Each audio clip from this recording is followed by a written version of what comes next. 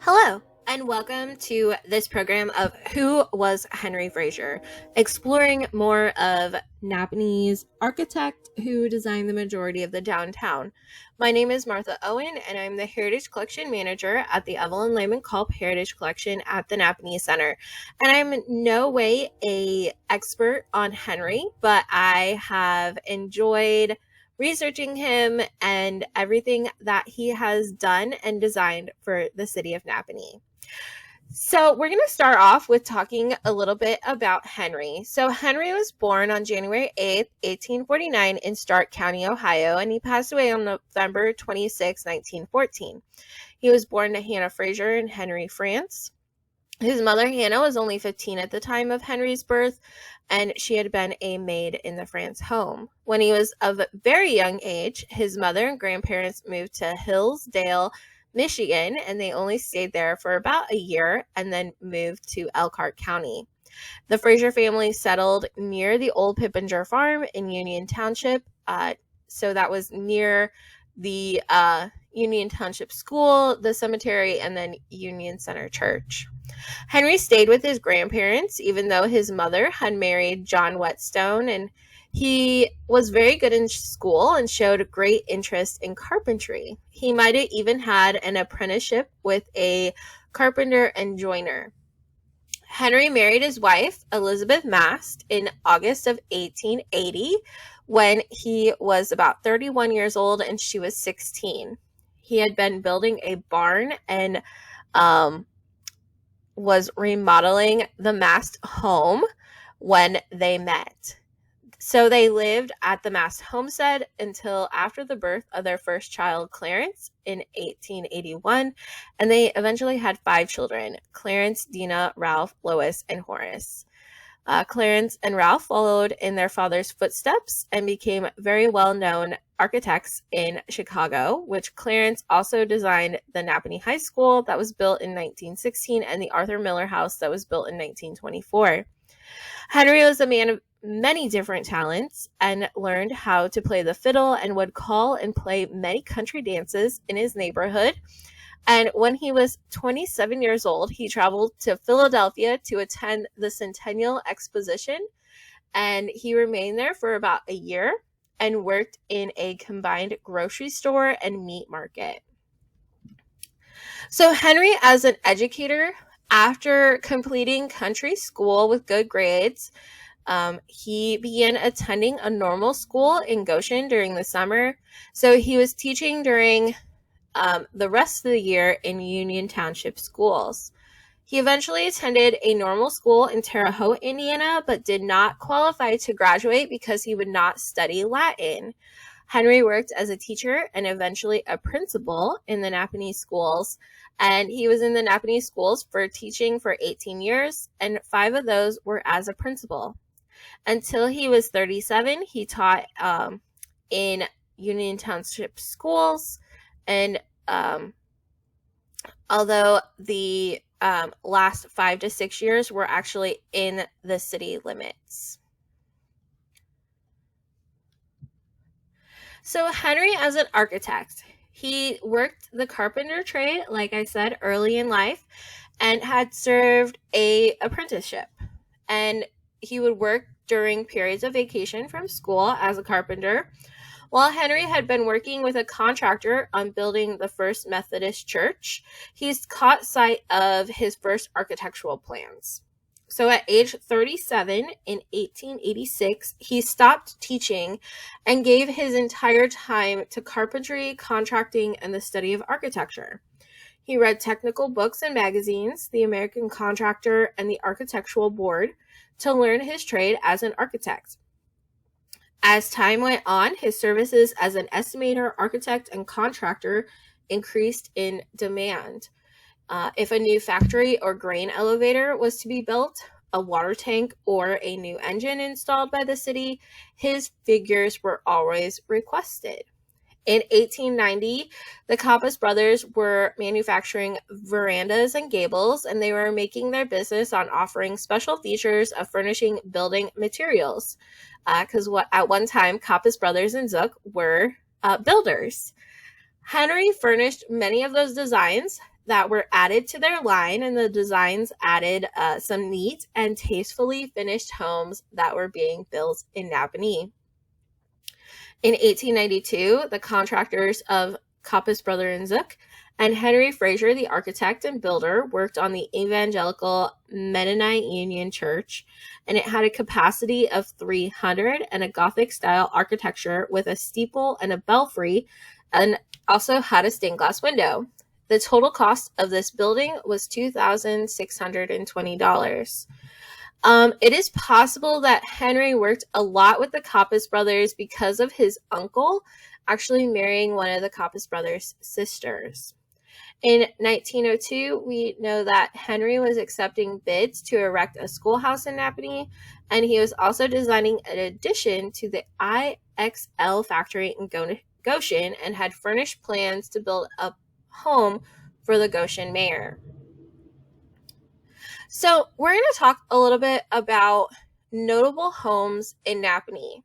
So Henry designed hundreds of homes, and many of those homes were in Nappanee. These included the historic John Hartman House, Claude Stoops, Albert Muchler, and his own on the corner of Hartman and Van Buren Streets.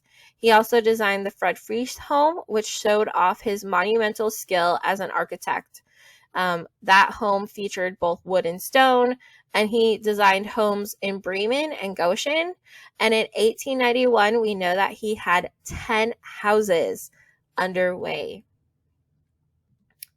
So we're going to talk first about the John Hartman House. This was built in 1888, so this was 2 years after Henry had started his career as an architect, so this could possibly be one of his first designs.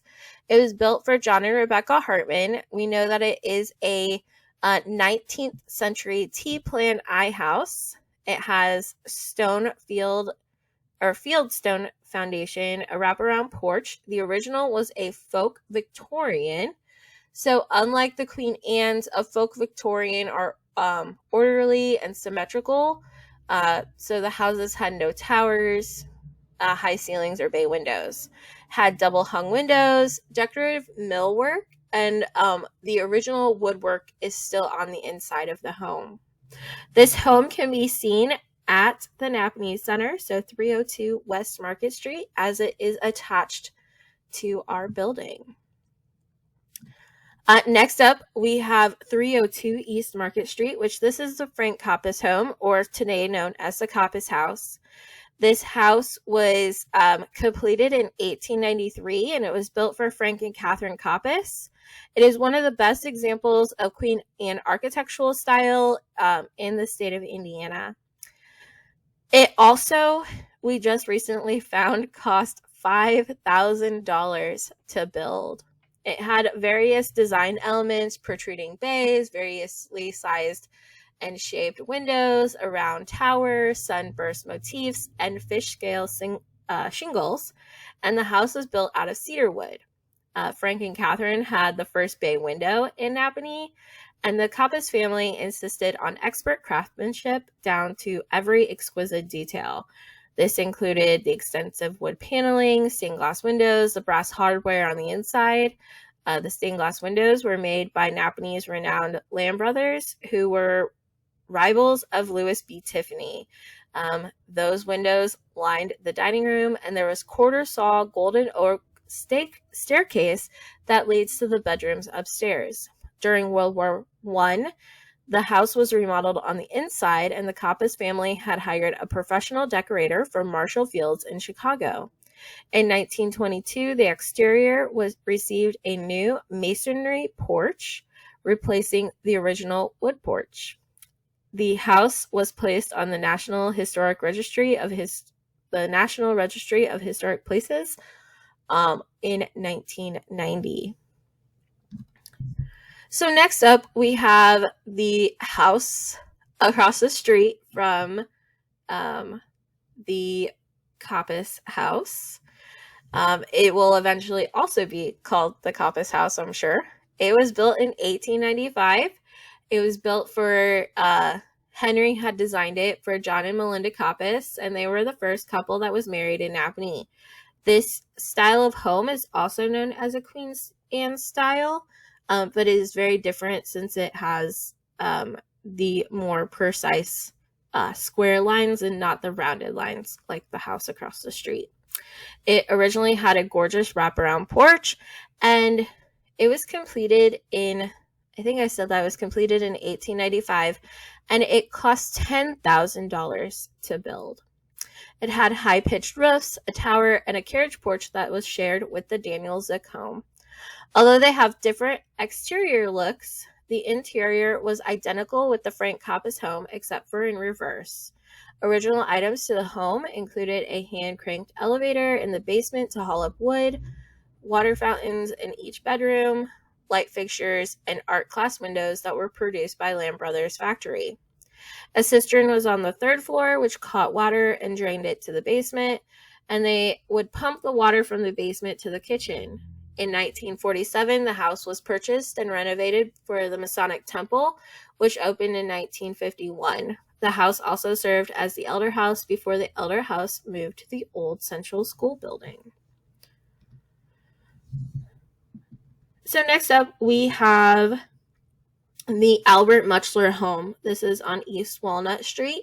It was built in 1910, and it is a 3-story combination prairie and colonial revival with cut stone foundation, stucco walls, which the wood siding was replaced in 1924. It has 18 rooms featured with tulle leather wallpaper, Honduras mahogany, oak woodwork, and pocket doors. The clay tile hip roof with 3 hip dormers, wide eaves, and both 1/1 double hung and single panel casement windows. It is an example of unique woodworking heritage of Nappanee, and it was even down to the garage's interior finish with wild cherry wood. The open porch has groupings of Ionic columns. Next up, we have the Harold Zook House. So this was built in 1910 and is one of the best prairie school styles in Nappanee. The style originated in Chicago, and it quickly spread throughout the nation. Characteristics of a prairie school style include horizontal emphasis, wide overhang eaves, grouped ribbon windows, and features stucco. Next up, we have the Daniel Zook house. This house at one time had 3 porches and shared a carriage porch with the John Coppice house. This house was completed around 1893. Next up, we have the Harvey Coppice home. This was built in 1910. It is an arts and crafts architectural style, and the original cost was estimated between $8,000 to $10,000. It had a full-width front porch with granite stone, pressed brick, and red clay tile roof. On the inside were beveled and leaded glass windows, pocket doors of oak on one side and mahogany on the other, and a fireplace with built-in leather-seated benches. This home also had maid buzzers, which were disabled by previous owners, so their children would not use it. Next up, we have the Fred George Fries house. The construction on this home was started in May of 1899, and the Fries family moved in January of 1900. It is thought to be the finest residence in Nappanee at the time. It also showed off the architectural style of Mr. Frazier. It was one of the first styles of its kind in Nappanee with both stone and wood. Chaz Genshorn was the boss finisher at the Nappanee Furniture Company, and he finished the woodwork on the inside of the house.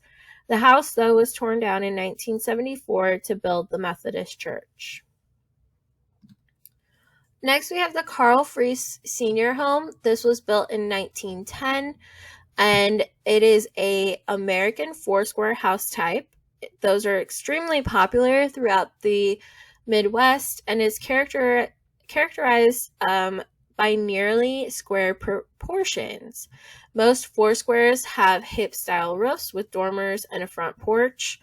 The Freeze House is a more elaborate with some of the Prairie School influences, including its wide roof and overhangs and stucco. So next we have notable buildings in Nappanee that Mr. Frazier helped design. So we have the Nappanee Furniture Company. Construction started on it in 1890, and they moved in on the 1st of January in 1891. It is a 2-story brick structure, which it would have been either this one or this one that he designed. We do have the plans for the entire complex, though. Next up is the beautiful, beautiful auditorium. This was built in 1899. It was once called the finest little theater in northern Indiana. It was financed by public subscription, and the citizens of Nappanee pushed for an auditorium to be built. They actually formed an auditorium association and filed their official articles with Elkhart County in May of 1899. It was formed for the purpose of creating, maintaining, and operating a suitable building for public meetings.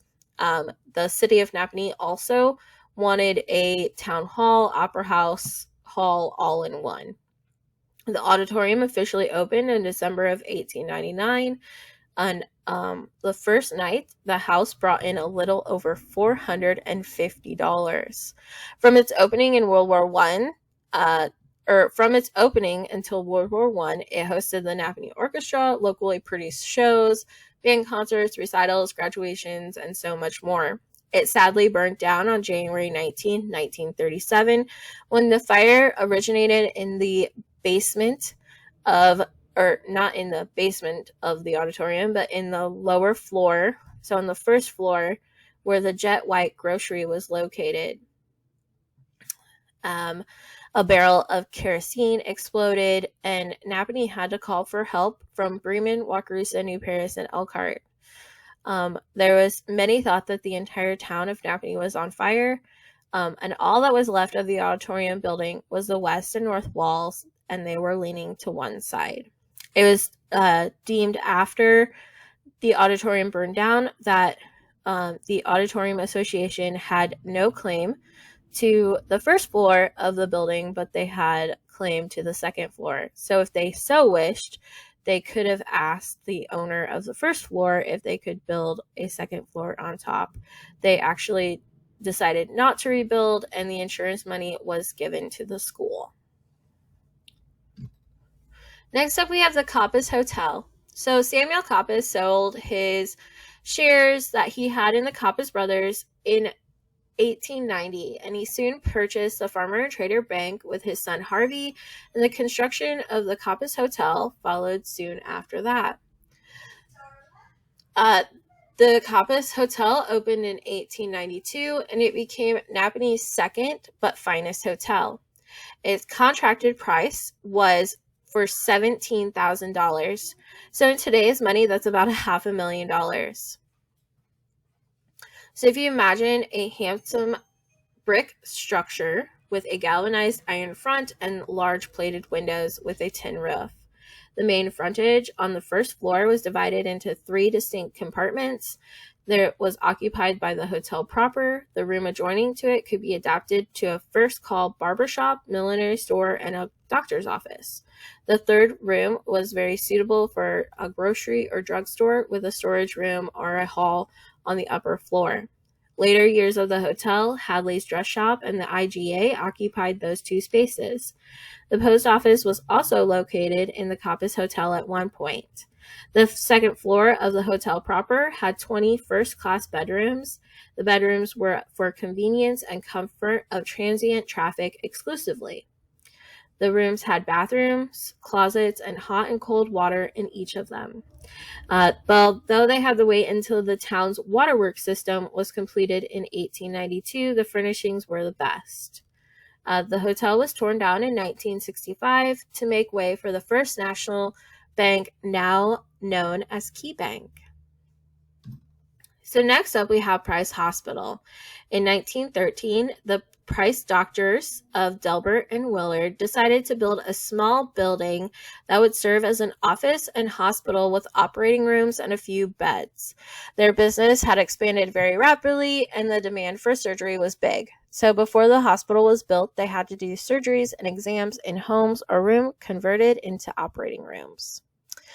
The building was of the most modern and up-to-date physician's office and hospital buildings at its time.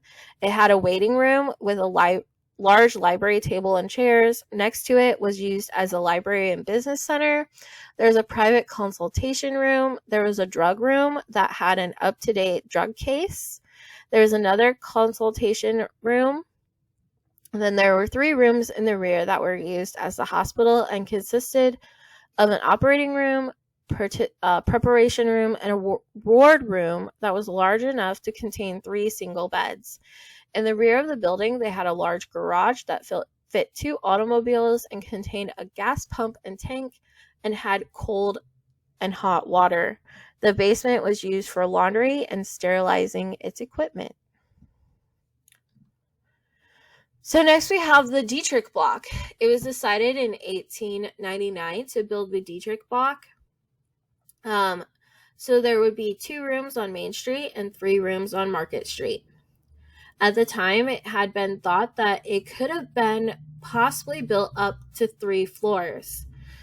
In 1900, W.W. Best was the first man to move into the Dietrich block, with the exception of Henry Frazier, who occupied his rooms before the building was completed. In Mr. Frazier's rooms, he consulted, made plans, and wrote his specifications and made his blueprints in a little dark room, which was partitioned off from the back room of the suite. The Hughes building, so right across the street from the Dietrich block, was built in 1900, and it is known that it cost $10,000 to build. Next, we have the Carriage Company, or the Nappanee Carriage Company. It was originally known as Rupp's Carriage Works, and it had moved from Milford to Nappanee in 1891 and outgrew the original factory that they were in Nappanee. So they decided to purchase a lot and decided to build a 44 by 80 foot brick building. It was 3 stories high and it had all the conveniences and modern improvements. It had a galvanized iron and plate glass on the front, and it was styled after the Coppice Hotel. The first floor was plated glass for a display of Rupp's vehicles in carriages, buggies, and road wagons. Mr. Rupp eventually moved to Kendallville, and it is unsure when they started calling the carriage company the Nappanee Carriage Works, and then eventually the Nappanee Carriage Company. So there's a little known fact about the Fraziers, that Henry and his son Clarence, or Dick, decided to carry on a few years in medicine. They had this old distemperament remedy that had been in the Frazier family for many years, and Henry happened to know the recipe. So Henry and Clarence planned to patent and manufacture it. They secured Emma Frazier Mishler's husband, which was Henry's uncle, to make the distemperament. They even went ahead and applied for a patent using the name Suflotriptans and arranged for the bottling and labeling of it. They soon discovered that the recipe was stolen by the Binkleys and sold as Frazier's distemperament cure. So Clarence Frazier, or Dick as he was known by some, was a prominent architect in Chicago. He designed the observatory at Loyola University and many homes in Chicago, and he had once worked with his father in Henry's offices here in Nappanee. He moved to Chicago in 1904, and he opened his own architectural office in 1912. Nappanee High School was designed by Clarence in 1916 and was finished in 1918. It contained 20 rooms. The first floor had 4 classrooms, the superintendent's office, a reading room, and an upper part of the gym. The upper floor had the assembly, 6 classrooms, a locker, and toilet rooms, which were the same as the floor below, a suite of 3 rooms that were for science. 1 room for chemistry, 1 for lecturing, which contained armchairs, and 1 for general science. Clarence also helped with the Methodist Episcopal Church. Work started in 1915, and the church had to move their services to the auditorium, which this church was finished in 1916 and dedicated in June of that same year. Plans and specifications were drawn up by Worthman and Steinbach of Chicago, and Clarence was the representative for the firm. The Greco-Roman type of architecture was used, which the brick face were brown in color and the trimmings were of Bedford stone. The dome and columns were the chief distinguishing features of the design. He also designed the Arthur Miller House, which this was built in 1923 and is a colonial revival style. There's a butler's pantry with an outside pass-through, the basement living quarters with wood burning fireplace. It also had a coal chute. The house was added to the National Registry of Historic Places in 1992. So thank you so much for listening and learning more about Henry Frazier. We hope that you visit the museum soon. We're open Monday through Friday, 9 to 5, and Saturdays, 9 to 1, and are located at the Nappanee Center at 302 West Market Street in Nappanee, Indiana. Have a great day.